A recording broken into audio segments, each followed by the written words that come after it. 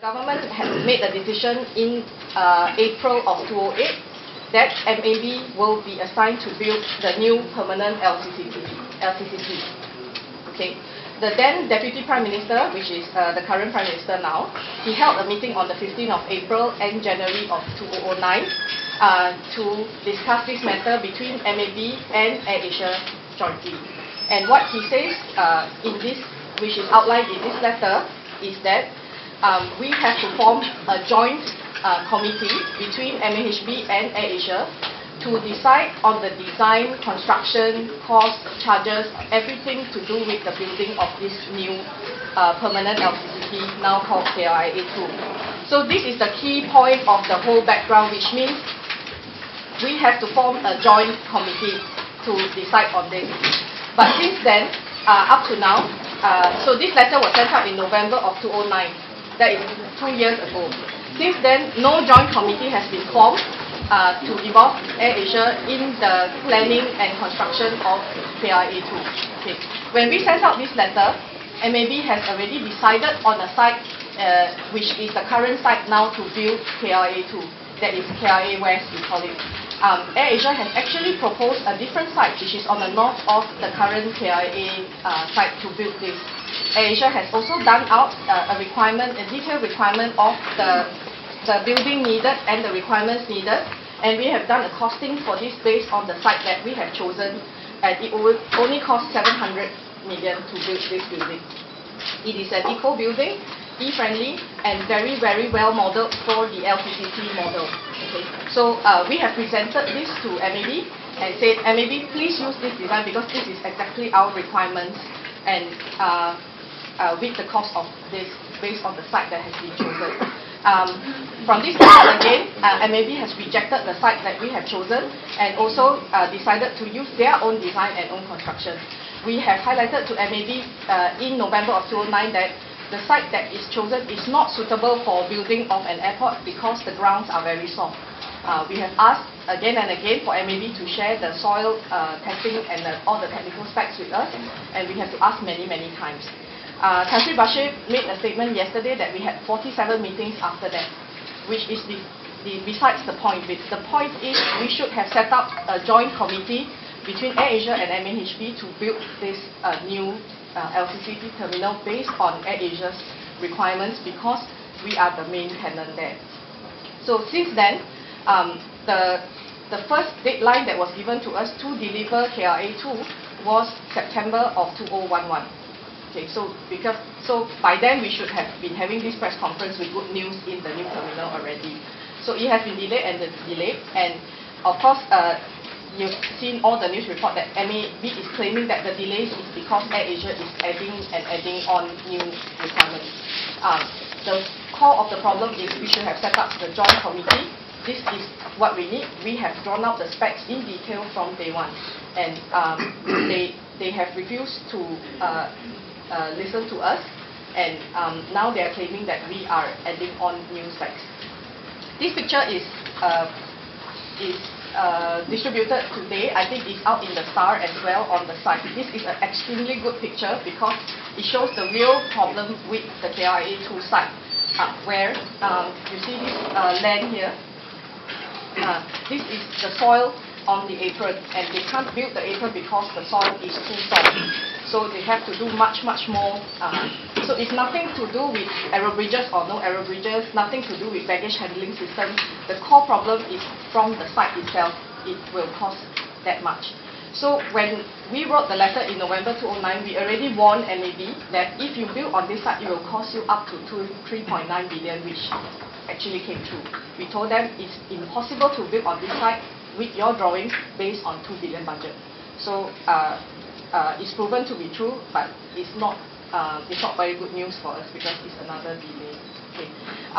On top of that, with that cost, they are also giving us a very substandard building. Basically, the initial proposal to have the terminal on the north side of the current KLIA is to utilize the current existing 2-runway operation that we have without the requirement of building another runway.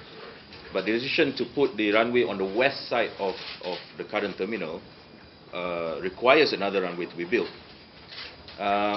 And without our knowledge, the runway that was planned to be built was a short runway that can be used only for a small aircraft. Now, if you know, AirAsia X operates wide-body, medium to long-haul flights that can't use the runway and have got to use the existing runway on this side, on the east side of our terminal. This caused a lot of problems. So all this cost needs to be budgeted. So we will have to absorb this cost of operation just because the runway is shortened. But now they've agreed to extend the runway further. But the issue is not solved there. Having another runway on the west side requires a parallel taxiway on the current west runway, which is runway 2, 32 right and 14 left. And that is not going to be built now. Which means all the things that all airports do not want, which is crossing of runways, we're going to design the requirement and procedure to require us to cross the runway for departure, which is a big safety hazard.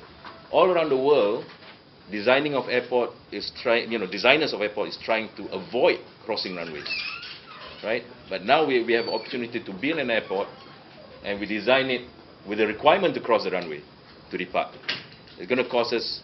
We estimated by 2015, or when we go and operate there, and by 2015, we're probably going to spend around in the region of 40 million ringgit extra fuel just for this. Information was given to us that they actually removed those bad soil from the current apron and dump it onto the western side. So now, with that kind of soil situation, our concern is whether the runway will sustain the operation or not, because Asia have very heavy movement. You have seen Penang Airport when they first built, it sank and cracked, and even the new Bangkok airport also faced the same problem. So now our concern is, if we move over there, if the runway start to crack, and they close down the runway, and without proper taxiway to bring the operation back to these two runways, that's going to cost us even more than the $50 million, or that would delay our flight. So that will be our concern on this issue. So the whole premise of this argument with MAB goes back to the very core issue of, number one, no joint committee set up to look at the site and to get all the right requirements from day one. And Tan Sri Bashir has claimed that he had 47 meetings with us. I think all of us are witnesses here. We have attended many of these meetings with him, and the meetings have always been very one-sided. I think Bo can share with you. I think this, because the idea is having a joint meetings, we both of us plan and build this airport. But unfortunately, I think it was not, the Prime Minister's directive was not taken. So it was more like, you tell us what your requirements are, we will see whether we can fulfill it. Okay. So we have been having all these issues, and we don't need such a big airport. We are a low-cost operator. We don't need aero bridges, so we can board both ends of the plane. And you have this bridge that goes across as well. And we don't need all that. That's why our airport, what we suggested a few years back, was an ideal airport for our kind of operations. Okay, so you can see now what happened to the airport and the delay and the cost that has ballooned. So the delay has also caused us to actually defer our aircraft delivery now, with this airport not being able to handle a lot of the traffic that AirAsia brings in. So we also incurred a lot of costs by staying in this airport while the new airport is being delayed.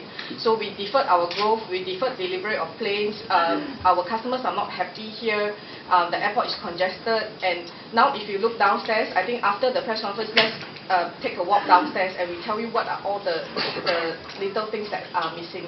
There's not enough space to sit, there's not enough trolleys, toilets are dirty. So that's why we have also started the campaign to ask them to reduce do not put the airport tax increase, because this airport does not warrant for this kind of pricing. From the day that we moved to this airport, we have never received a service level agreement from MAB. We never signed an agreement like that with MAB. This is what we always wanted, because I give you a very simple example.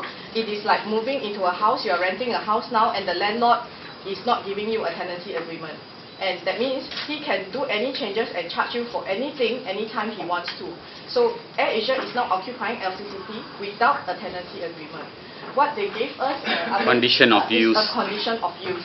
So the example is like you go into a car park, there is a sign there saying, "Oh, condition of use of this car park is like this." So it's basically a useless piece of paper that there's no contract, real contract that is executionable. So it's really a wonder how MAHB as a public listed company, how can you not have a service level agreement with AirAsia? In this matter, AirAsia is really the victim here because we can be charged anything, anytime that they want to, and there's no service level guarantee to us. For example, if in the service level agreement it says that I will fix how many toilets to cater for your number of passengers that you're bringing in, they have to adhere to this service level. So we can't hold them accountable for anything at all, so we are at their mercy. So in this case, AirAsia does not have a choice because MAHB is the only one building airports for us in Malaysia, and we just have to live with it.